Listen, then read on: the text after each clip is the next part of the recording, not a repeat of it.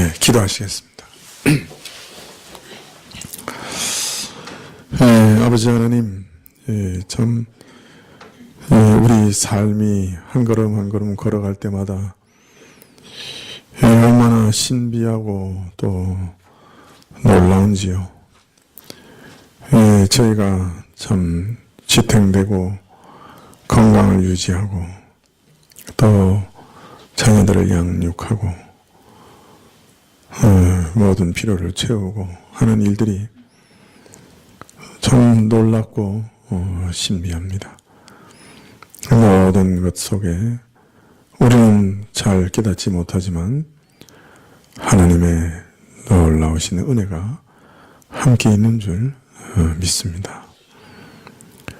하나님께서 그런 것들을 통해서 우리와 매우 가까이 계심을 우리에게 보이시고 날마다 신실하게 저희에게 먹을 것을 주시고 우리의 소원을 만족시켜 주시고 우리 자녀들을 돌아와 주시고 우리에게 호흡을 주시고 참으로 이 땅에서 기쁨을 누리며 살아가게 하실 때 그 모든 것이 참 하나님이 매우 가까이 계셔서 우리를 도우시는 것임을 깨닫게 하시려고 그렇게 하시는 줄 믿습니다. 참 그 신비한 일들, 그 놀라운 일들 속에 저희가 다 하나님의 은혜를 깊이 더욱 깨닫게 하여 주옵소서. 그래서 모든 일에 바로 하나님께 감사드릴 수 있게 허락하여 주시옵소서. 어느 하나 우연이 된 것도 아니고 참 어떤 면에서 사람의 능력으로 된 것도 아니요. 그 모든 것 사람을 만나고 헤어지고 일을 하고 성사되고 못되고 또 일의 열매가 맺혀지고 얻지 못하고 하는 모든 일들 속에도 하나님의 은혜가 하나님의 섭리가 있는 것을 깨닫게 하시고 하나님이 우리와 매우 가까이 계심을 알게 하옵소서. 또 그 가운데서 하나님께 지극히 감사드릴 수 있도록 우리 입을 열어 주시옵소서. 범사에 하나님을 인정하게 하옵시고 우리에게 주신 모든 것에 하나님을 인정하게 하옵시고 그래서 우리 입술에 감사가 끊이지 않을 수 있도록 주여 우리를 일깨워 주시옵소서. 우리가 이처럼 하나님과 동행하면서 살아갈 때 마치 에녹에게 주셨던 것처럼 참으로 이 혼잡하고 이 죄악이 가득한 세상 가운데 하나님과 동행하는 자들, 하나님과 발걸음을 맞추는 자들, 하나님 뜻을 순종하며 거룩하게 살아가는 자들, 그래서 하나님이 저를 기뻐하셨다고 그 인정을 받는 그런 자들을 만드신 것처럼 우리도 그런 은혜를 누리게 하여 주시옵소서. 참 일상생활 속에 세상 사람들 속에 섞여서 뒹굴며 살아가지만 그 속에서 에녹과 같이 하나님을 기쁘시게 하는 길을 발견하게 하옵시고 하나님께 인정을 받는 자들이 다 되게 하여 주시옵소서. 우리가 직장 생활을 하든지 참 가정에서 생활하든지 친구들과의 관계를 가지든지 친척들과 관계를 가지든지 그 모든 일들 속에 하나님의 기뻐하심을 순종하는 하나님이 기뻐하시는 뜻을 순종하는 그런 자들 되게 하시고 그리하여 하나님이 기뻐하시는 자들이 다 되게 하옵소서. 하나님을 기쁘시기에 일평생 살다가 기쁨으로 하나님을 만나게 하옵소서. 모든 것 주께 의탁드리고 또 말씀 주시기를 구하올 때 예수님의 이름으로 기도합니다. 아멘. 네, 말씀은 요한계시록 17장 1절부터 4절까지, 예. 네, 5절까지 말씀을 보겠습니다.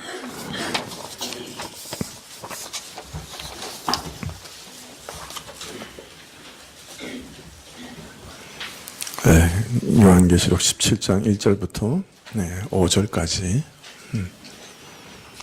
1절부터 5절까지입니다. 신약 416쪽입니다. 교도하시죠. 또 7 대접을 가진 7 천사 중 하나가 와서 내게 말하여 가로되 이리 오라. 많은 무리에 앉은 큰 은녀의 받을 심판을 내게 보이리라.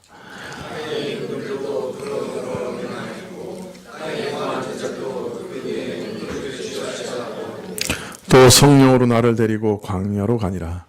내가 보니 여자가 붉은 빛 짐승을 탔는데 그 짐승의 몸에 참남된 이름들이 가득하고 7 머리와 10 뿔이 있으며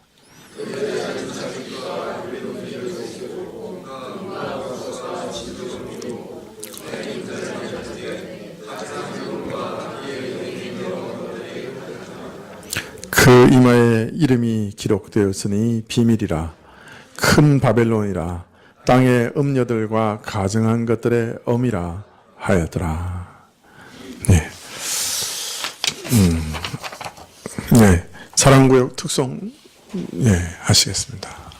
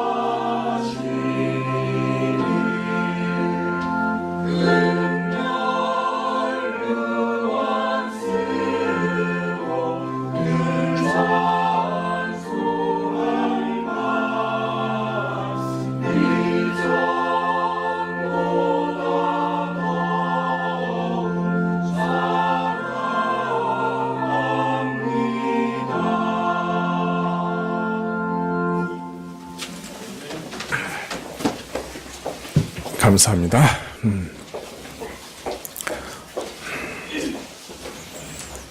네, 오늘 말씀은 계시록 17장 3절부터 보겠습니다. 17장 3절에 보면 곧 성령으로 나를 데리고 광야로 가니라 이런 말씀이 있는데요. 일곱 대접을 가진 일곱 천사 중 하나가 와서 큰 음녀가 받을 심판을 내게 보이리라 하시는 말과 더불어 성령으로 요한을 광야로 데리고 갑니다. 근데 여기 주목해야 할 말씀은 바로 성령으로 나를 데리고라는 말씀인데요. 정확히 번역하면 성령 안에서 나를 데리고입니다. 성령 안에서. 근데 이 말씀은 사실은 그 계시록의 단락을 표시하는 하나의 중요한 사인이라고 말씀드린 적이 있습니다. 기억나시는지 모르겠네요. 계시록은 이 말씀을 따라서 요한이 보는 시점이 달라져요. 지난주까지 계속 살펴본 계시록 4장에서부터 16장까지의 시점은 하늘의 지성소에서 보이신 것인데요. 이제 시점이 달라졌습니다. 그래서 오늘부터는 광야에서 보이신 시점이 됩니다. 이처럼 새로운 시점을 살피기 전에 계시록의 가장 큰 단락이 끝났기 때문에 계시록 전체 내용을 좀 다시 살펴보는 것이 좋겠다 생각이 듭니다. 이 성령 안에서라는 말씀은 요한계시록에서 가장 큰 단위의 장면 전환을 알려주는 사인입니다. 이것은 계시록에 4번 나오는데요. 1장 10절에서 나오고 4장 2절에서 나오고 17장 3절에서 나오고 그리고 21장 10절에 나옵니다. 계시록은 선지서의 형식과 함께 편지의 형식을 띠고 있다 그렇게 말씀을 드렸죠. 그래서 계시록은 처음 계시록 자체의 서원이 있고 그 다음에는 편지의 서원이 있습니다. 그 다음에 편지의 내용이 쭉 나오죠. 본론이 나오죠. 그 다음에 편지의 결론이 나오고 그 다음에 전체 계시록의 결론이 나옵니다. 그래서 이중 서론, 이중 결론 이런 방식으로 되어 있어요. 그래서 그 이제 편지의 본론이 4개의 큰 단락으로 나눠주는데 그때 성령 안에서라는 표지말 마치 이렇게 장구별같이 표지말이 나옵니다. 그래서 1장 10절, 4장 2절, 17장 3절, 21장 10절 이렇게 성령 안에서라는 말씀이 나오고요. 그때는 항상 요한이 환상을 보게 되는 장소와 함께 언급이 됩니다.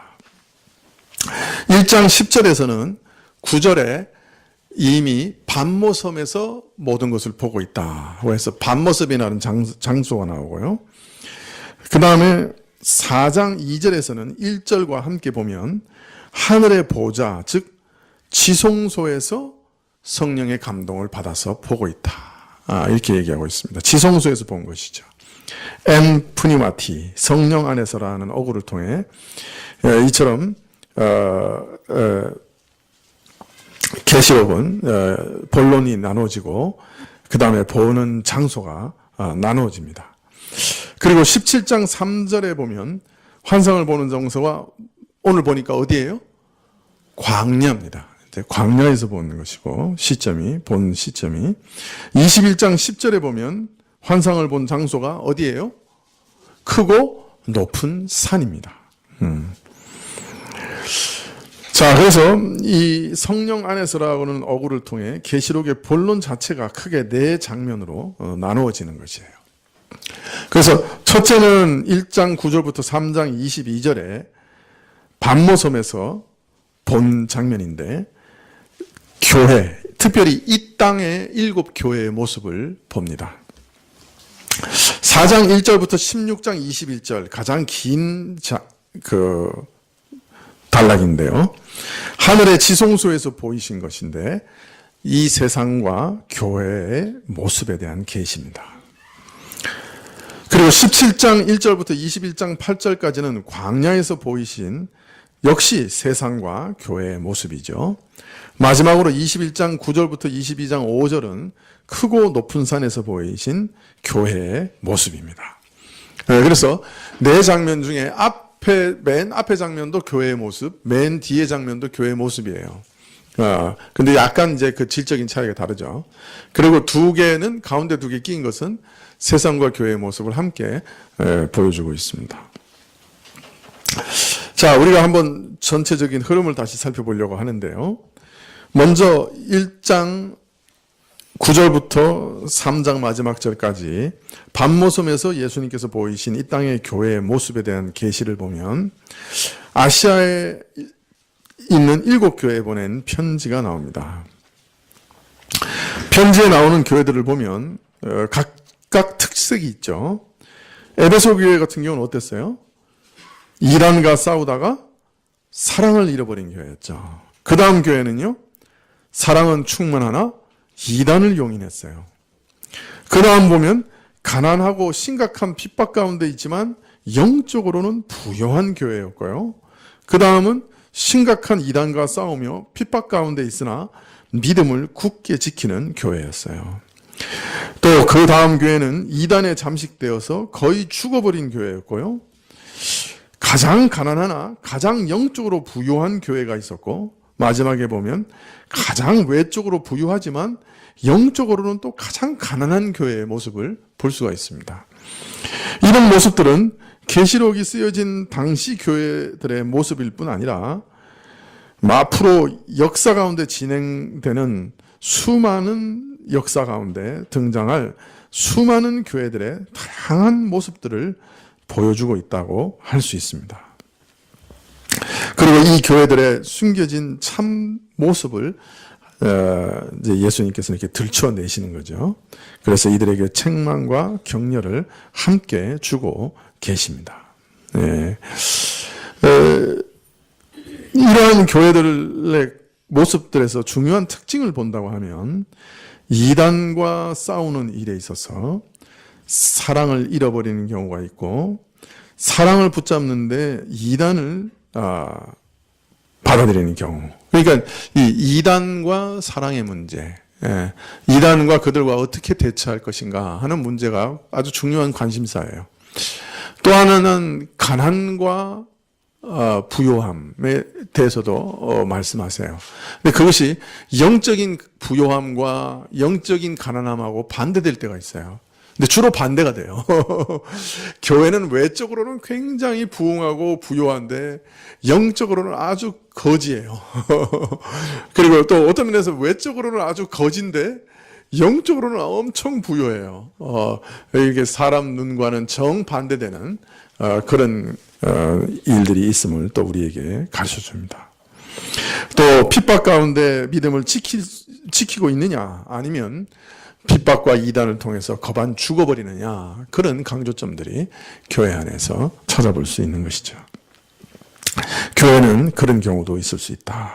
그래서 엄청 크고 화려하고 놀라운 교회인 줄 알았는데 하나님 보시기에는 완전히 벌거벗은, 그죠? 헐벗은 교회. 또 어떤 교회는 너무나 핍박을 받고 너무나 참 쪼그라들고 너무나 가난한 교회인데 하나님 보시기에는 엄청 부요한 교회. 이렇게 우리 눈으로 보는 거와는 너무나 반대되는 그런 일들도 얼마든지 있을 수 있다. 그렇게 말씀하고 계십니다.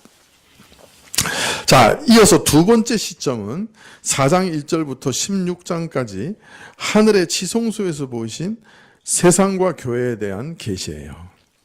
자, 그런데 이 두 번째 시점에서 지성소에서 본 계시는 크게 둘로 나누어집니다. 4장과 5장 그리고 6장부터 16장 이렇게 둘로 나누어져요.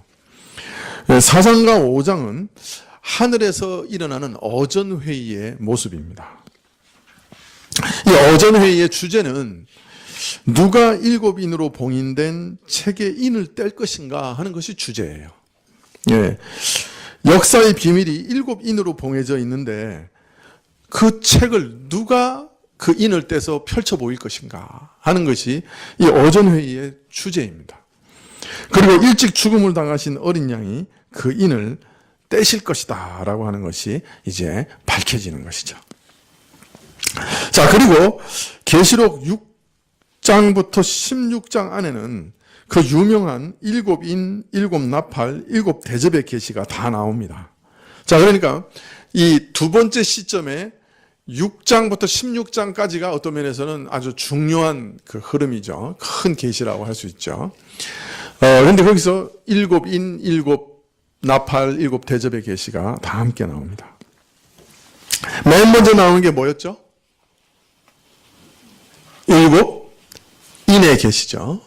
그런데 7인의 계시에서 봉인된 책을 어린 양이 떼시는 것과 함께 제일 먼저 드러난 장면은 장래 역사는 어린 양께서 면류관을 받으시고 나가서 싸우시되 이기고 또 이기시는 그런 전쟁의 역사가 될 것이다 하는 것이 드러납니다. 그런데 그 다음 인들 둘째, 셋째, 넷째 이렇게 계속 떼시는 것과 함께 드러난 사실은 하나님의 진노로 말미암아 이 땅에 전쟁과 기근과 참 수많은 재앙들이 임하게 될 것이요 그로 인해 온 땅이 고통을 받게 될 것이다 하는 것이 드러납니다. 말하자면 장래 역사는 하나님의 진노로 말미암아 닥치는 재난과 재앙과 전쟁의 역사가 될 것이다 하는 것을 밝히고 있는 것이에요. 자, 그런데 바로 이런 환난 가운데서도 순교자들이 일어날 것이고 또 그 다음에 보면 이런 환난 가운데서 14만 4천이라고 하는 허다한 무리의 새 이스라엘이 곧 하나님의 말씀과 예수의 증거를 지키는 신실한 성도들의 무리가 형성될 것이다. 이렇게 계시되고 있습니다. 자, 이처럼 7인의 계시는 마지막 때 예수님 초림부터 재림 때까지의 역사 전반을 다루고 있어요. 그것을 아주 약수로 하고 있는 거죠. 즉 장래 역사는 그리스도께서 만왕의 왕으로 전쟁을 벌이시고 이기고 또 이기시는 승리의 역사가 될 것이요 동시에 하나님의 진노로 인해 이 땅에는 많은 환난과 전쟁과 기근과 고통을 겪게 될 것이나 이런 고난의 역사 가운데서도 주를 믿고 따르는 신실한 무리가 형성될 것이다. 이것이 예수님 초림부터 재림까지의 역사의 계략이다. 전체적인 계략이다. 이런 것을 알려주고 있으신 겁니다.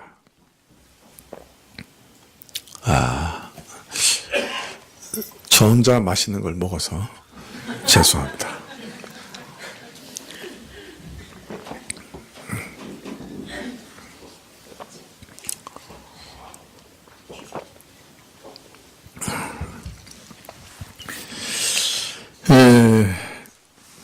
자, 그런데 7인, 7나팔, 그리고 7대접 각 묶음의 마지막 계시가 정말 중요해요. 7째 인과 7째 나팔, 7째 대접은 특별한 역할을 합니다.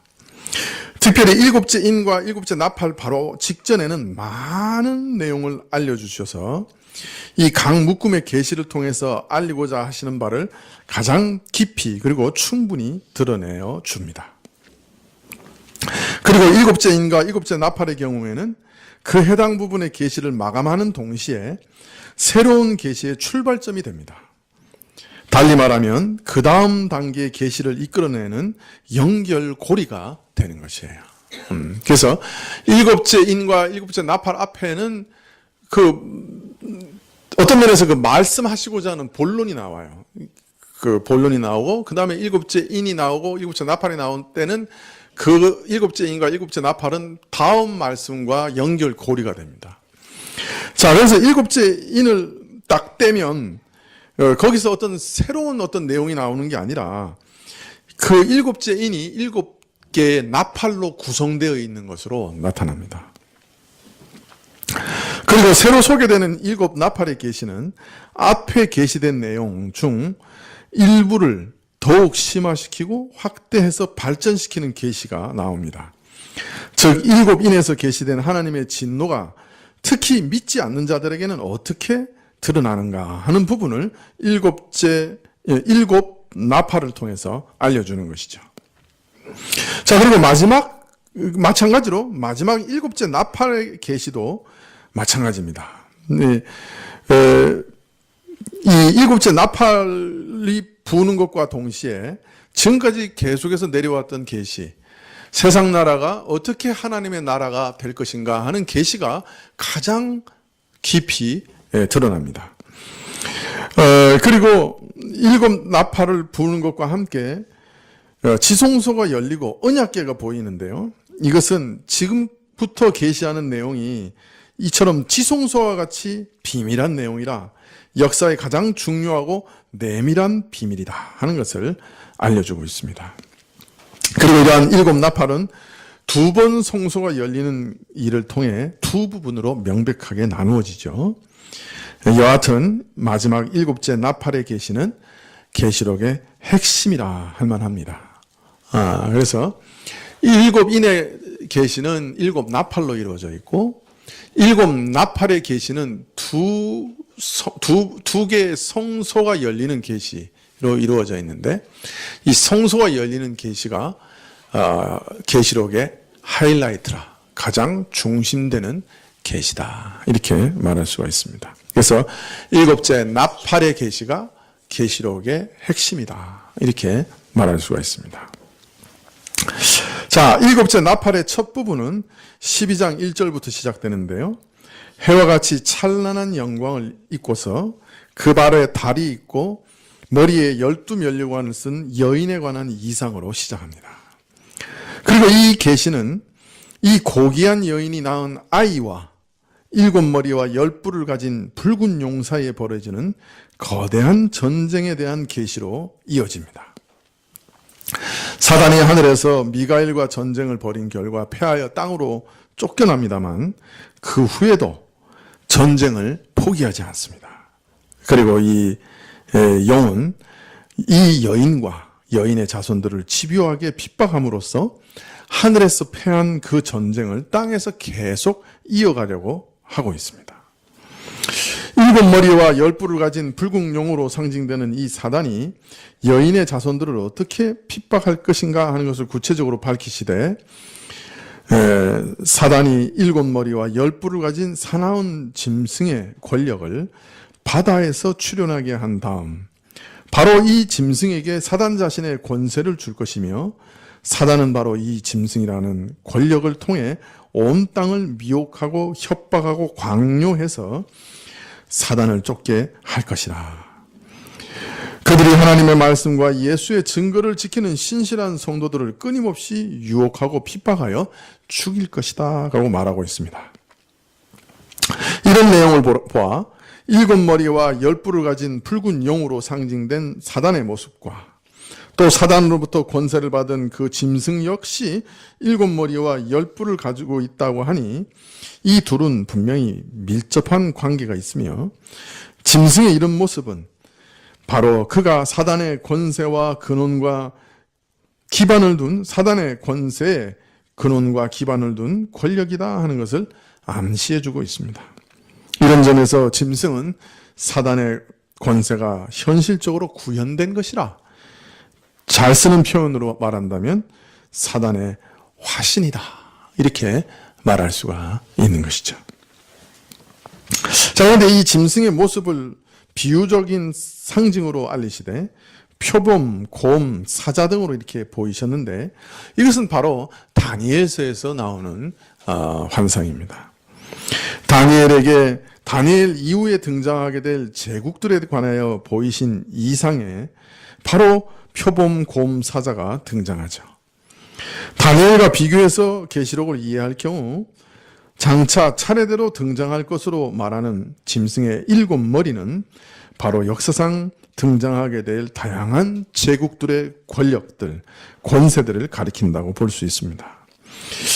느부갓네살 이후로 바벨론 제국, 그 다음에 페르시아 제국, 그 다음에 헬라 제국, 그 다음에 로마 제국, 이렇게 계속 이어진 제국들이 이어져 왔는데, 이 다니엘서에는 그것을 비유적으로 표범, 곰, 사자 이런 식으로 쭉 그 제국들을 비유해 왔어요. 오늘 이 계시록의 짐승도 바로 이 다니엘서에서 말하는 짐승들과 똑같은 본질을 가지고 있는 것이죠. 그러므로 짐승의 7머리는 바로 역사상 등장하게 될 다양한 제국의 권세들, 권력들을 가리킨다 할 수가 있는 것입니다. 로마 이후에는 무슨 제국이 일어났나요?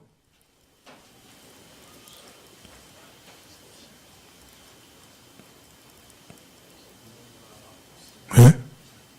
비잔틴 제국? 비잔틴 제국도 로마 제국이죠. 천년 로마 제국이죠. 동로마 제국이죠. 그죠? 예? 원나라? 원나라도 제국이죠. 성경에 어떤 제국이라고 명백하게 얘기하고 있지 않고 짐승이라고 얘기하고 있기 때문에 저도 모르겠습니다. 그러나 분명 제국이죠. 요새 좀 심상치가 않아요. 이 시진핑이 황제가 됐죠. 사실은 제국이 된 거예요. 그동안에도 제국 냄새가 풀풀 풍겼는데, 이제는 정말 제국이 됐어요. 한 황제를 통해서 통치되는 제국이 된 거예요. 근데 이 제국의 근본적인 목적이 뭐예요? 중국몽. 중국을 선진국. 말이 선진국이고, 실제로는 전 세계를 지배하는, 최소한 태평양 지역은 자기 걸로 지배하는, 태평양과 인도양을 지배하는 지배적인 나라로 만들겠다. 지배적인 제국으로 만들겠다. 그래서 자기가 임기를 그렇게 만든 거예요. 얼마나 무서운 일인지 몰라요. 그 위에 있는 푸틴 아저씨. 이 사람은 나이가 60이 넘었는데 근육이 20대예요. 아주 부러워요. 이번에 자기가 굉장히 건강하다는 걸 보이기 위해서 얼음 물에서 수영하는 대회에 참여했어요. 다 벌거벗고. 그리고 나서 감기 걸려서 3일 동안 못 나왔어요. 근데 이 아저씨가 벌써 20몇 년째 통치하고 또 앞으로 언제까지 통치할지 몰라요. 아마 임기 말이 되면 시 황제처럼 헌법을 바꿀 것 같아요. 이 사람도. 이 사람의 재산이 2,000억 불. 맞나요? 세계에서 제일 부자인 두 사람의 재산을 합친 것보다 많대요. 그래서 참 알려져 있지 않는 세계 제일의 부자라. 수십 대의 비행기와 헬리콥터, 그리고 수많은 별장, 그리고 소련 역외에 많은 예금을 가진 엄청난 부자예요. 이 사람이 러시아라고 하는 나라가 최소한 유라시아, 예전에 소련이 가지고 있었던 판도 내에서는 군림해야 된다 하는 목적을 가지고 러시아 사람들에게 향수를 불러일으키고, 그것으로 인해서 지금 먹을 것도 없는 나라인데 푸틴이 저렇게 몇십 년 이렇게 할 수 있게 됐어요. 그래서 참 사람들은 간사해요. 먹을 거 없이 쫄쫄 굶으면서도 세계 제일이 될 수 있다 그러면 따라가는 거예요. 지난주에 말했지만 그게 바벨론이잖아요, 사실. 그래서 이 러시아도 세계 제일 되겠다. 지금 그러고 나섰어요. 이 미국도 심상치가 않아요. 미국도 그동안에 가지고 있던 가면을 싹 벗어버리고, 뭐르죠? 민주주의, 이렇게 또 뭐라 그래요? 박애정신, 이런 거 싹 벗어버리고, 우리도 지금 굶어 죽겠으니 니들 거 다 내놔라. 그리고 권총을 겨누고, 모든 동맹들은 더 나쁜 놈들이니까 더 내놔라. 이러고, 우리나라도 돈 더 안 내면 미군 철수하겠다. 이러고, 하여튼 온 세계에다가 지금 총질하면서, 총구를 거누면서, 세계 유일의 지위를 유지하겠다고 나서고 있어요. 지금은 미국하고 대등하게 싸울 만한 데가 없으니까 러시아하고 중국하고 합작을 해서 미국하고 엉겨붙는 상황인데, 미국이 약화되면 틀림없이 러시아하고 중국하고 또 싸울 거예요. 이 세 나라를 보니까 진짜 계시록에서 예언한 짐승하고 많이 닮았어요. 이게 한 마리도 그렇죠, 말이죠. 짐승은 한 마리도 아니고 세 마리나 나오니까 이게 지금 우리 이 정치판이 이게 그 세상에 그 세계의 이 정치적인 파고가 아주 심각하게 일어나고 있어요. 시진핑이 어제인가요? 그저께인가 주석으로 취임했죠. 99.98%의 찬성을 받고 거의 그 북한이죠. 그 주석이 됐어요. 그걸 기념하기 위해서 트럼프가 한 서류에 사인을 했어요.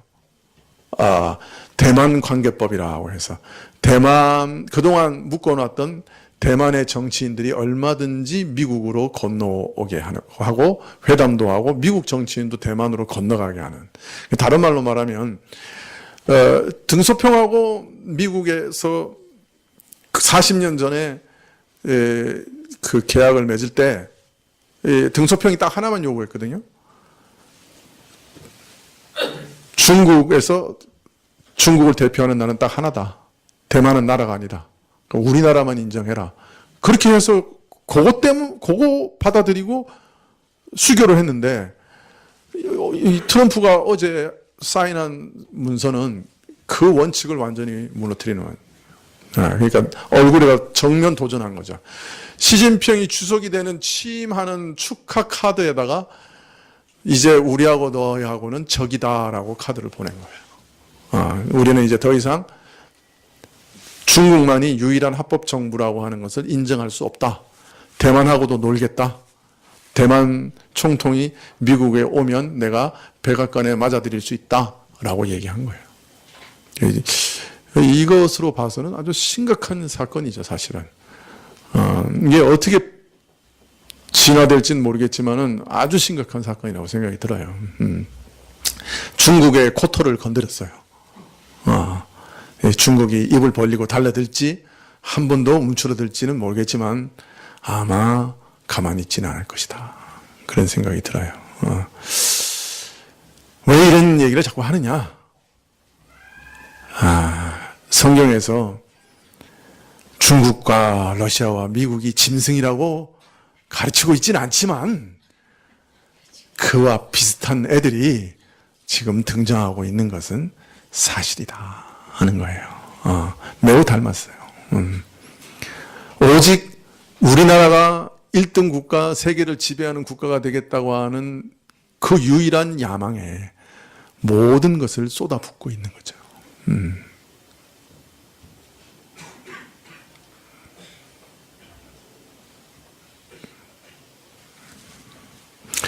대륙간 탄도탄을 실은 잠수함 하나를 만들기 위해서 드는 돈을 가지고 학교를 지으면 학교를 몇천 개를 짓더라고요. 병원을 지으면 몇백 개를 짓고 인구 5천만이 1년 동안 먹을 수 있고 뭐 그래요. 그 액수가.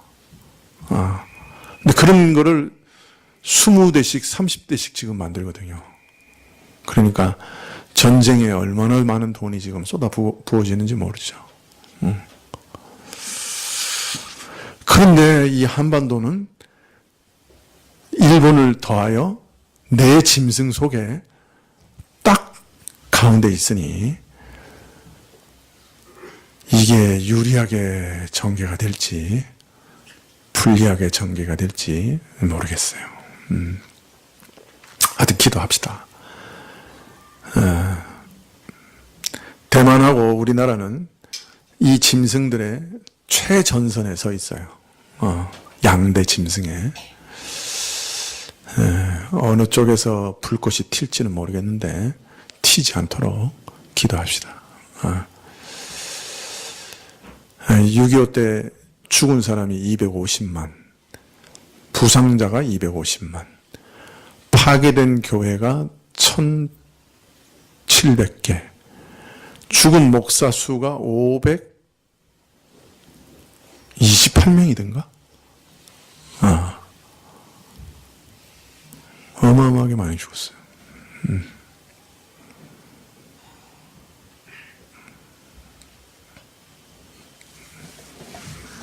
자, 기도해야 되겠죠? 예. 짐승들이 으르렁거리고 있습니다.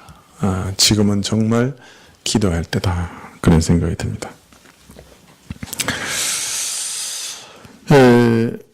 짐승의 권력이 시대마다 모양을 달리해서 출현할 것이지만 사단으로부터 받은 강력하고 무자비한 권세로 온 땅을 휩쓸어 사람들을 사단에게 굴복시키고자 획책합니다.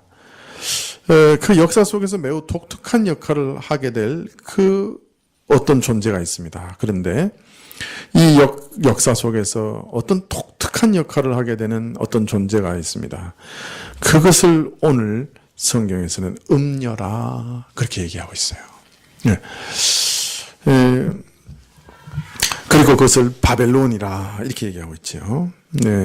짐승의 권력으로부터 당하는 혹독한 핍박 속에서도 천하 만국에 복음이 전해질 것이며 이를 통하여 하늘의 시온의 14만 4천의 새 이스라엘이 형성될 것이다 하는 것을 다시금 말씀하고 있고요. 13장에 그리고 14장에도 말씀하고 있고요. 그리고 14장 말미에 이 바벨론의 멸망을 선언하고 있습니다. 둘째 천사죠. 세 천사가 연달아 나올 때 두 번째 천사가 또 바벨론의 멸망을 선언하고 있죠. 자, 이어서 15장에서 성전이 열리는 환상이 나오고 지금까지는 제가 중간에 딴소리를 해서 흐름을 잃어버렸을 텐데 첫 번째 성소가 열렸죠. 그리고 여인이 나오고 여인이 낳은 아이가 나오고 용이 나오고 용이 불러낸 두 짐승이 나왔어요. 그죠? 그리고 두 짐승의 그 모진 고난 속에서도 14만 4천이 다시 나와요. 그죠? 그리고 14만 4천을 통해서 일어난 일들에 대해 그 찬양 바로 이후에 나오는 것이 최후의 심판에 대해서 나오는데 그 심판의 주된 대상이 바벨론이에요. 그리고 나서 이제 15장부터 두 번째 성소가 열리는 장면이 나오는 거예요. 그리고 두 번째 성전이 열리는 환상에 이어서 7 대접의 계시가 나오는 것입니다. 모든 재앙의 역사를 마감하는 마지막 7 재앙이 차례로 땅에 쏟아집니다. 육지와 바다, 강과 물, 근원, 물근원, 해, 여기까지 하나님의 진노가 쏟아지죠. 그리고 이어서 짐승의 보좌에도 재앙이 쏟아지고 캄캄해집니다. 유브라데 경계가 무너지고 동방의 세력들이 침략하여 열국이 거대한 전쟁의 소용돌이로 휘말리는 그런 재앙도 겪게 됩니다. 자, 그런데 7 재앙 전체를 마감하는 마지막 7 재앙에 대하여 말하기를 땅이 뒤흔들리고 갈라지는 대지진으로 말미암아 바벨론이라고 하는 거대한 성이 세 갈래로 갈라지고 이와 함께 열국의 성들이 무너지고 섬과 산들이 사라지고 말 것이다. 이렇게 말합니다. 참 기이한 것은 지성소에서 보여주신 두 가지 환상에 있어 제일 마지막에 하나님의 심판의 대상이 되는 것은 바벨론이에요.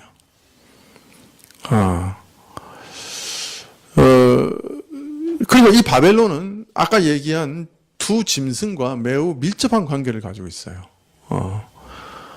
그리고 이 두 짐승은 용과 아주 밀접한 관계를 가지고 있어요. 그래서 13장부터 첫 번째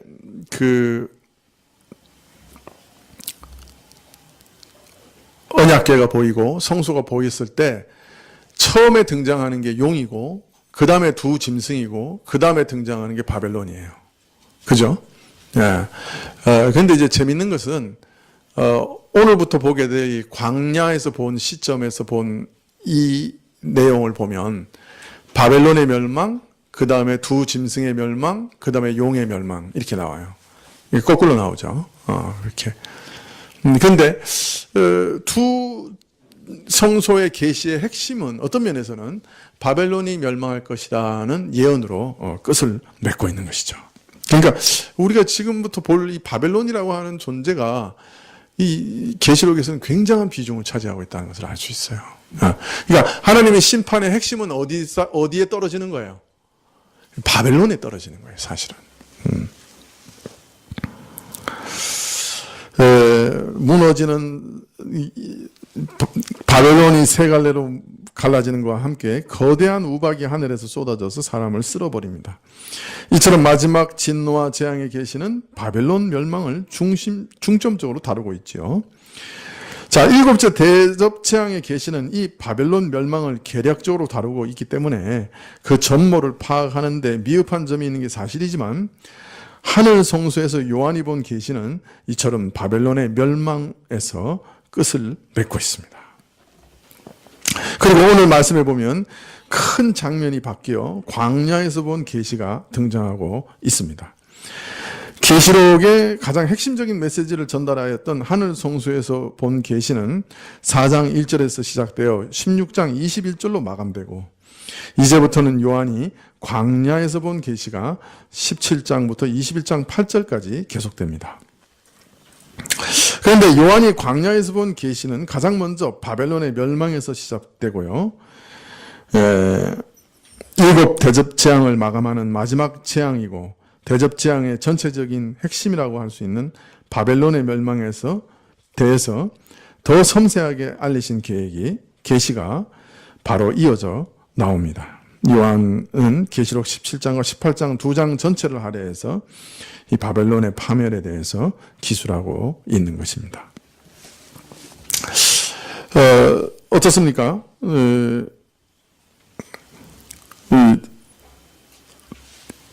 쭉 그 흐름을 이해하시겠습니까? 그러니까 일곱 나팔, 일곱 대접이라고 하는 것이 어떤 시간의 흐름에 따라서 차계적으로 나오는 걸 얘기하는 게 아니라고 그랬죠. 그죠? 초림부터 재림까지의 역사의 어떤 성격을 보여주고 또 다른 방식으로 또 보여주고 또 다른 방식으로 또 보여주고 이제 그렇게 보여주고 있는 것이라고 할 수 있습니다. 자, 그런데 요한은 첫째 장면은 밤모섬에서 보았어요. 둘째 장면은 하늘의 지성소에서 봤습니다. 이 땅의 일곱 교회들의 모습에 대한 계시를 유배지 밤모섬에서 보는 것은 자연스럽고요. 마지막 때까지 역사의 가장 중요한 핵심 계시, 마지막 때의 역사의 가장 중요한 핵심 계시를 이 역사가 결정되고 시행되는 하늘의 지성소에서 보는 것도 역시 자연스럽습니다. 자, 그런데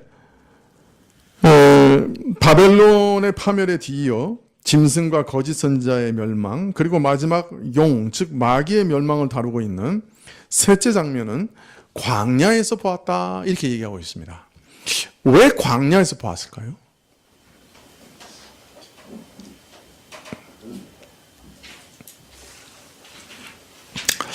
이 광야는 어떤 의미가 있는 것일까요? 성경에서 광야는 하나님께서 자기 백성을 보호하시는 곳으로 나옵니다. 동시에 사단이 교회를 핍박하고 유혹하며 시험하고 연단하는 곳이 광야입니다. 예수님께서 어디로 나가서 시험을 받으셨어요? 마귀의? 광야에 나가서 시험을 받으셨죠. 그러니까 다른 말로 말하면 이 광야는 누구의 주무대입니까? 마귀와 귀신들의 주무대입니다. 그래서 광야는 사탄의 활동 영역이라고 할 수 있습니다.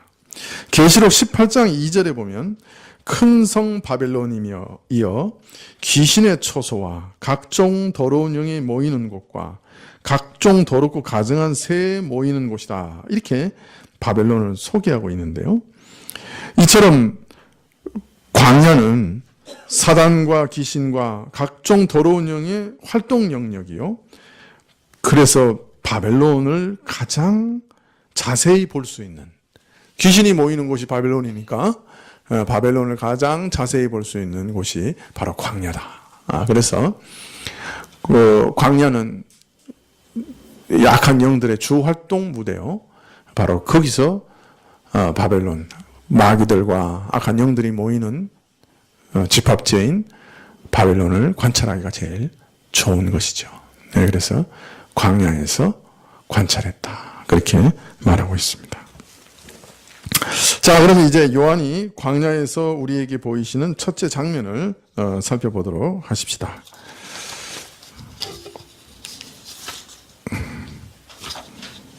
아이고, 엄청 남았네요. 이대로 계속 나가면 여러분들이 싫어하실 것 같아요.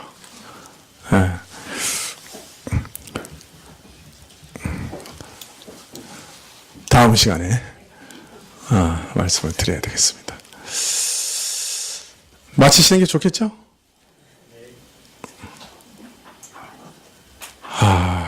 아쉽습니다. 더 하십시오. 이런 분은 아무도 없네요. 모르겠습니다. 한번 계시록의 전체적인 흐름을 다시 말씀드렸는데 어떤 도움이 되셨는지 모르겠네요. 기도하시겠습니다.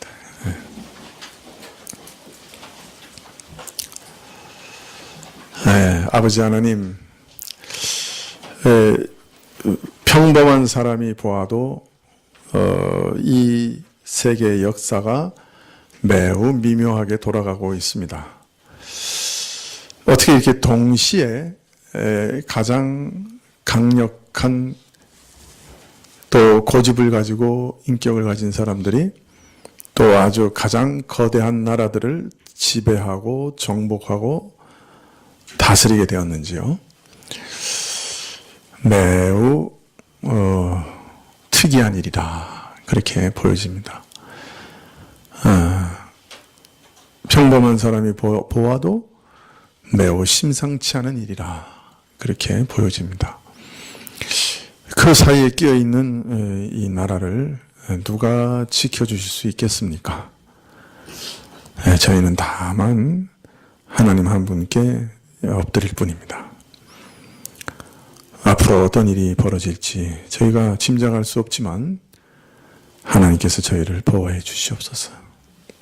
그리고 또 우리는 이런 일들을 보면서 마음의 허리를 동일 수 있게 해 주십시오.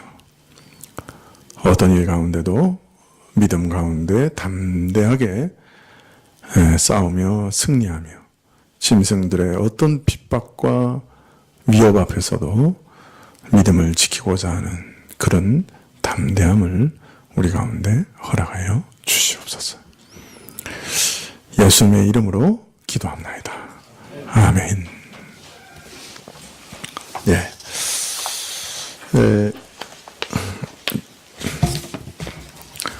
주님 가르치신 기도로 예배를 피하겠습니다. 하늘에 계신 우리 아버지시여, 이름이 거룩히 여김을 받으시오며 나라의 임하옵시며 뜻이 하늘에서 이룬 것 같이 땅에서도 이루어지이다. 오늘 우리에게 일용할 양식을 주옵시고 우리가 우리에게 죄 지은 자를 사하여 준 것 같이 우리 죄를 사하여 주옵시고 우리를 시험에 들게 하지 마옵시고 다만 악에서 구하옵소서. 대개의 나라와 권세와 영광이 아버지께 영원히 있사옵나이다. 아멘.